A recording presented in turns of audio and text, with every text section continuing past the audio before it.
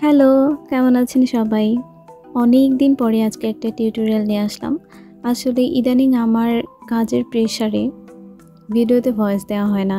আমার আসলে regular video করা হয় না। তবে এই ভিডিওটা কিন্তু আমার অনেক আগের। প্রায় মাসখানেক আগে আমি ভিডিওটা করে রেখেছিলাম। বাট আমার ভিডিওতে ভয়েস দেওয়া হচ্ছিল না। আর ভয়েস না দেওয়ার কারণে আমার আপলোডও দেওয়া হচ্ছিল না। তো আপনারা অনেকেই আমাকে ইনবক্স করেছেন। কেন ভিডিও দেই না? অনেকেই জানতে চাচ্ছিলেন। আসলে অনেক কারণ, কত কারণ আর বলা যায় বলেন? যাই হোক, আমি এখানে মাটির কাপ পিরিচের উপর ডেকোপেজ দিয়ে কাজ করব। তো এই যে ডেকোপেজগুলো, এগুলোর সাইজ হচ্ছে 13 ইঞ্চি বাই 13 ইঞ্চি। তো আমি আবার আপনাদের কনফিউশন দূর করার জন্য একটু মেপে দেখাচ্ছি। একটা স্কেল নিয়ে, স্কেলগুলো কিন্তু 12 ইঞ্চির থেকে একটু বড় থাকে। আর ডেকোপেজটা হচ্ছে স্কেলের থেকে একটু বড়। সো আমরা এটাকে 13 ইঞ্চি বলতে পারি। আমার কাছে কিন্তু আপনারা এরকম আরও অনেক ধরনের ডেকোপেজ পেয়ে যাবেন। যারা কিনতে চান অবশ্যই আমাকে ইনবক্স করবেন। তো আমি আবার দুই ধরনের ডেকোপেজ নিয়ে দেখছিলাম, মানে এই টাইপের আরেকটা ছিল পিঙ্ক কালার। তো কোনটা করব পরে ভাবলাম থাক, একটা দিয়ে করলেই হয়। আরেকটা জিনিস, ইদানিং আমি দিনের বেলা টাইম পাই না, যার কারণে আমার রাতের বেলায় ভিডিওগুলো করতে হয়। আর রাতের বেলায় ভিডিও করলে রিং লাইট ইউজ করতে হয়, যেটার জন্য অনেক সময় দেখা যায় যে কালারটা একটু অন্যরকম লাগে, মানে কিছুটা চেঞ্জেস আসে কালারে। তো ডেকোপেজটা আমি প্রথমে সেট করার জন্য কেটে নিব। আমি প্রথম দিকে একদম কর্নার থেকে একটু একটু করে কেটে নিয়েছি, যাতে ফুলগুলো নষ্ট না হয়, কারণ এই ফুলগুলোই আমি আবার পরে কাপে ব্যবহার করব। তো ভুলেই গিয়েছি, প্রথমে কিন্তু আমি এটার উপর জেসো ইউজ করেছি। জেসোটা শুকিয়ে যাওয়ার পরে আমি একবারে এটার উপর ডেকোপেজ দিয়ে কাজ করার জন্য চলে আসলাম। আর জেসো করার টিউটোরিয়াল আপনারা অনেকেই যারা রেগুলার আমার ভিডিওগুলো দেখেন তারা নিশ্চয়ই দেখেছেন। জেসোটা ভালো মতো শুকিয়ে যাওয়ার পরে আমি সেকেন্ড স্টেপটা করি। তো এখানে আমি পিরিচের জন্য ডেকোপেজ কাটার পরে আমি কাপের জন্য ছোট ছোট করে কয়েকটা পিস কেটে নিব। তারপরে আমি একটা ছোট বাটিতে অল্প একটু পরিমাণে পানি নিয়েছি এবং পানির সাথে আমি মটপজ গ্লুটা মিক্স করে নিই। মিক্স করে নিয়ে আমি সেটা পিরিচের উপর প্রথমে আমার হাত দিয়ে মাখিয়ে নিই এবং এটার উপরে আমি ডেকোপেজটা সেট করব। আর ডেকোপেজের সাথে কিন্তু মানে পেপারটা দুইটা লেয়ার থাকে, এটার নিচে আবার আরেকটা টিস্যুর মতো লেয়ার থাকে, ওইটাকে উঠিয়ে নিতে হবে। না উঠালেও সমস্যা নেই, বাট উঠিয়ে নিলে এটা খুব সুন্দর মতো বসে, স্মুথলি বসে যায়। তো ডেকোপেজটা বসানোর পরে আমি কিন্তু ভিডিওতে যদিও স্পিড বাড়িয়ে দিয়েছি, বাট আমি এটা খুব আলতো হাতে করছিলাম। একদম আলতো হাতে এটাকে চেপে চেপে সুন্দর করে বসিয়ে নিতে হবে, না হলে কিন্তু বিভিন্ন জায়গায় বাবলস থাকে, তারপর ছিঁড়েও যেতে পারে। তো আপনাকে অবশ্যই আলতো হাতে করতে হবে। দেন এটার উপরে আরেক কোট গ্লু ইউজ করতে হবে। এই যে আমি মটপজ গ্লুটা ব্যবহার করলাম, আপনারা কিন্তু চাইলে এখানে অন্য ধরনের গ্লু ব্যবহার করতে পারেন। ফেভিকলের যে গ্লুগুলো আছে সেগুলো ব্যবহার করতে পারেন। তো এটা ভিজে যাওয়ার পরে খুব ভালো মতো কর্নারের ডেকোপেজগুলো উঠে গিয়েছিল। দেন আমি কাপের উপর কাজ করব। কাপের উপরেও আমি সেমভাবে প্রথমে এক লেয়ার করে মটপজ গ্লু দেই এবং তারপরে ছোট ছোট যে টুকরা করে রেখেছিলাম সেই টুকরাগুলো ব্যবহার করি। সাথে সাথে আমি উপরে আবার আরেক কোট করে গ্লু দিয়ে নিয়েছি। এভাবে আমি সম্পূর্ণ কাপটার উপর কাজ করি। দেন এটাকে শুকাতে রেখে দিব। শুকাতে আমি প্রায় 2-3 দিনের মতো রেখেছিলাম। 2-3 দিন পর্যন্ত আমার এখানে কোনো ধরনের কাজ করা হয়নি। যদিও এটা শুকাতে মাত্র টাইম লাগবে আপনার 3 থেকে 4 ঘন্টা। আর যদি ফ্যানের বাতাসে থাকে তাহলে হয়তো 2 ঘন্টার মধ্যেই ভালো মতো শুকিয়ে যাবে। লাস্ট স্টেপে আপনাকে অবশ্যই ভার্নিশ করতে হবে। যেহেতু আমি এটার উপর মাঝে মাঝে চা খাবো, মানে কাপ পিরিচ যেহেতু হয়তো জীবনে একবার হলেও চা খাওয়া হতে পারে, বাট নর্মালি আমি যেটা করি, আমার মাটির জিনিসগুলোর উপরে মাটির জিনিসগুলো আমি তেমন একটা ব্যবহার করি না, মানে খাওয়া দাওয়ার ক্ষেত্রে তেমন একটা ব্যবহার করা হয় না। আমার ভালো লাগে, শখ করে কিনি এবং এগুলোকে সাজিয়ে রাখি। মেনলি এজন্যই আমার এগুলোর উপর কাজ করা, এগুলোর উপর আমি ডেকোরেট করি এজন্যই।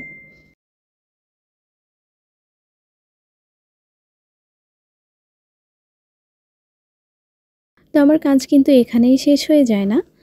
আমি 1 দিন নাকি 2 দিন পরে এটার উপর একটু কালার করব, মানে ভালো মতো যখন পেপারটা শুকিয়ে যায় তারপরে আমি এখানে বেগুনি কালারটা ব্যবহার করব। তো এটা হচ্ছে একদম সরাসরি বেগুনি ছিল না, বেগুনি কালারের সাথে একটু ম্যাজেন্টা কালার মিক্স করলে যে টাইপের কালার হয় এটা একটু ওই টাইপের কালার ছিল। তো তারপর আমি কাপের যে হ্যান্ডেল থাকে এখানে একটু কালার করব, দেন হচ্ছে কাপের নিচের অংশে একটু, কাপের উপরের অংশে একটু, এভাবে করে আমার ইচ্ছা মতো করে কালারটা করে নিই।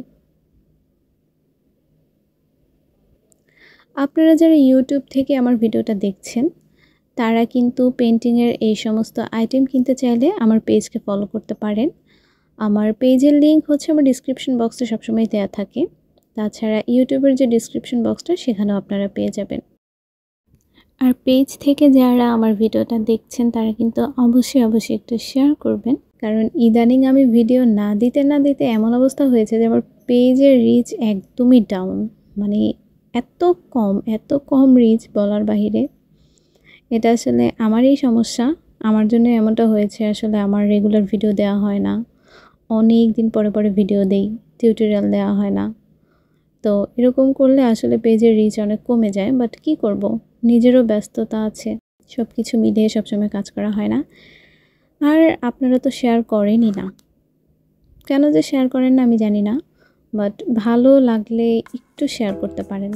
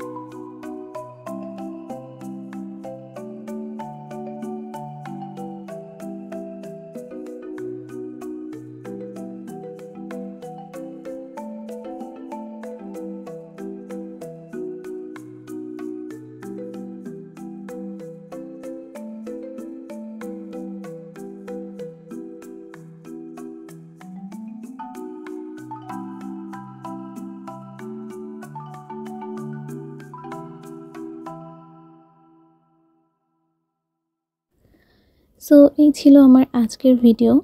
আপনারা যদি এরকম আরও অনেক টিউটোরিয়াল চান অবশ্যই আমাকে রিকোয়েস্ট করতে পারেন, কমেন্ট করে জানাবেন, ইনবক্সে জানাবেন, না কমেন্ট করে জানালে বেশি ভালো হয়। আর হচ্ছে ভিডিওটা অবশ্যই শেয়ার করবেন। লাস্ট স্টেপে কিন্তু অবশ্যই ভার্নিশ করতে হবে, এবং ভার্নিশ করার পর চেষ্টা করবেন 2 থেকে 3 দিনের মতো রোদে রেখে শুকাতে, মানে যতক্ষণ আপনি রোদ লাগাতে পারেন ততক্ষণই ভালো। তারপরে হচ্ছে আপনি এটাকে ব্যবহার করবেন। আসলে ভার্নিশিংয়ের পরে একটা স্মেল থাকে যেটা হচ্ছে অনেকক্ষণ পর্যন্ত স্টে করতে পারে। আর স্যাঁতস্যাঁতে ওয়েদারগুলোতে, বিশেষ করে যখন বৃষ্টি থাকে, শীতকাল থাকে, তখন হচ্ছে এই ভার্নিশিংয়ের গন্ধটা না সহজে যেতে চায় না। মাঝে যখন এই কাজগুলো করবেন তখন হচ্ছে কাপ পিসগুলোকে একটু 2-3 ঘন্টার জন্য রোদে রেখে দেবেন, এতে করে হচ্ছে গন্ধটা থাকবে না। সো এই ছিল আমার আজকের video. Thank you so much সাথে থাকার জন্য।